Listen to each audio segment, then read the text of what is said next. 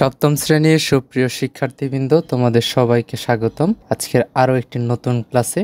আজ আমরা আর্থিক ভাবনা ছক 4.02 এর একক কাজের ছকটি পূরণ করব, যেটি হচ্ছে পৃষ্ঠা নাম্বার 59 এবং 60-এ রয়েছে।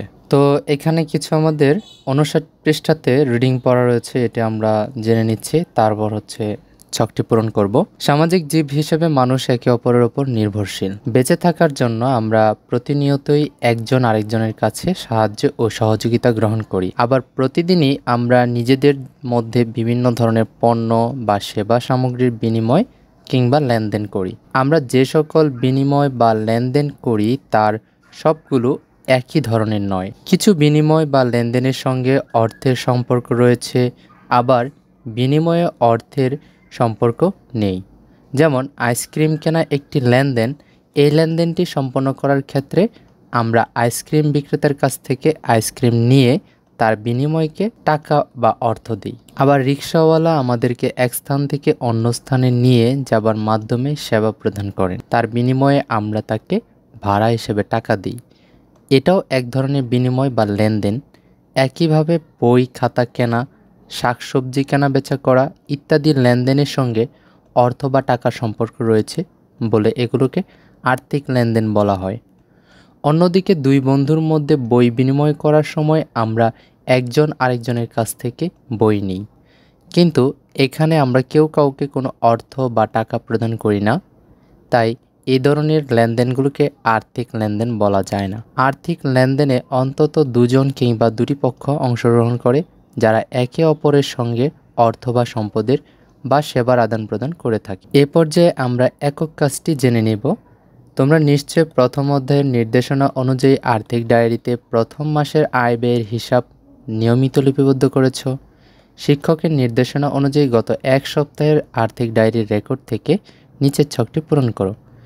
প্রিয় শিক্ষার্থী, এখানে ছক 4.2-এ এক সপ্তাহের পারিবারিক লেনদেনের একটি বিবরণ দেওয়া রয়েছে, যেখানে হাতের বাম দিক থেকে দেখতে পাবে লেনদেনের তারিখ, তারপর মাঝখানে রয়েছে লেনদেনকারী, এরপর হচ্ছে লেনদেনকৃত দ্রব্য বা সেবার বিবরণ, ক্রয় বা বিক্রয়, দ্রব্য বা সেবার পরিমাণ, প্রদত্ত বা প্রাপ্ত টাকা।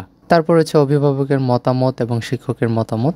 তো চলো আমরা ছকটি পূরণ করে দেখি। ছক 4.02 লেনদেনের তারিখ হচ্ছে আমরা সিরিয়ালে 21 তারিখ থেকে 27 তারিখ অর্থাৎ গেল 7 দিনের হিসাবটা করে নেব। লেনদেনকারী হিসেবে এখানে আমি নিজে, আমার বাবা, ভাই এবং মা। লেনদেনকৃত দ্রব্য বা সেবার বিবরণ, এখানে আমাদের কেনাকাটার যে হিসাব নিকাশগুলো রয়েছে, আমরা কি কি কিনেছি তা লিখতে পারি। ক্রয় বা বিক্রয়ের মধ্যে আমরা এখানে এটি কি ক্রয় করেছি নাকি বিক্রয় করেছি তা লিখতে পারি।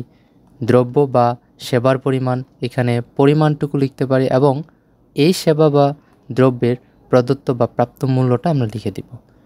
তো 21 তারিখ 7/2024 নিজে লেনদেনকারী হিসেবে আমার খাতা কেনা হয়েছিল, এটা হবে ক্রয়, যেখানে পরিমাণ ছিল 2টি আর মূল্য ছিল 40 টাকা। 22 তারিখ নিজে জ্যামিতি বক্স ক্রয় করেছিলাম, একটি, মূল্য ছিল 200 টাকা। 23 তারিখে বাবা একটি জামা ক্রয় করে এনেছিল 2টি, সেখানে 500 টাকা খরচ।